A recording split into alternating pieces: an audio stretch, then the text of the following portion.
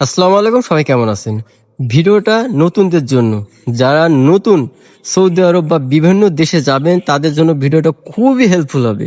ভিডিওটা সম্পূর্ণ দেখার অনুরোধ রইল এবং ভিডিওটা অন্যদের দেখানোর জন্য বেশি বেশি শেয়ার করবেন, লাইক কমেন্ট করবেন।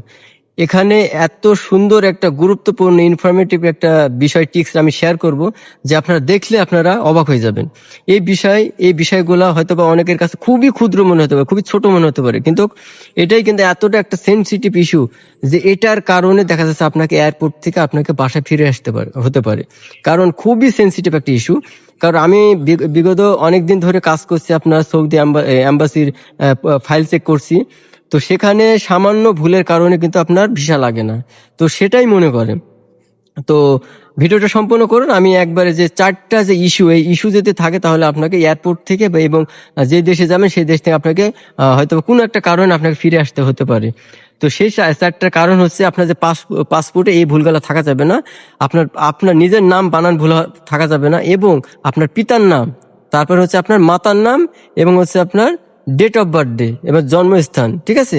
এই যে নামগুলা বললাম যে 4 থেকে 5টা, এইগুলা মাস্ট বি সঠিক থাকতে হবে এবং আপনি মিলাই মিলাই নিবেন, যাতে আপনার নিজের নাম, বাবার নাম, মার নাম এবং জন্মস্থান এবং জন্ম তারিখ, এটা কোনোভাবেই ভুল হওয়া যাবে না। এটা ভুল হলে আপনাকে হয়তোবা এয়ারপোর্ট থেকে আপনার বাসায় ফিরে আসতে হতে পারে।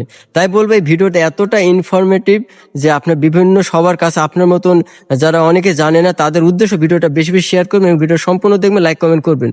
কারণ আমি এই ধরনের টিপসগুলো আপনাদের দিয়ে থাকি যাতে অনেক সাধারণ মানুষ আছে যারা গ্রাম থেকে বিভিন্ন পেটের তাগিদে যারা বিভিন্ন দেশে যেয়ে থাকে, তারা অনেক ক্ষেত্রে অনেক ধরনের ভুল করে। আমি চাই না যে তারা ভুলগুলো করুক। তা আমি ছোট ছোট যে বিষয়গুলো আছে বেসিক, এই বেসিকগুলো আমি বলে থাকি যাতে তাদের এগুলো সংশোধন করতে পারে, তারা নিজেরাই যেন সংশোধন করতে পারে। তা আমি বলবো যে আপনারা অবশ্যই যখন পাসপোর্টটা বানাবেন তখন আপনারা রিভিউ দিবেন। রিভিউ অর্থ হচ্ছে আপনারা আপনার এনআইডি কার্ডের সাথে মিলাই দেখবেন যে বাবার নাম, নিজের নাম, মাতার নাম এবং জন্মস্থান এবং জন্ম তারিখটা মাস্ট বি ঠিক আছে কিনা। তো আমি মনে করি যে আপনারা কখনো এটা ভুল করবেন না। খুব প্রপারলি আপনারা এটা চেক করবেন এবং সময়লে এবং টেনশন ছাড়া। কোনো কিছু করতে হলে, কোনো গুরুত্বপূর্ণ বিষয়ে আলোচনা করতে হলে আপনাকে কোনো সময় টেনশন নেওয়া যাবে না। টেনশন নিলে অনেক সময় আছে যে মনে হবে ঠিক, কিন্তু পরক্ষণে দেখা যাবে এটা ভুল।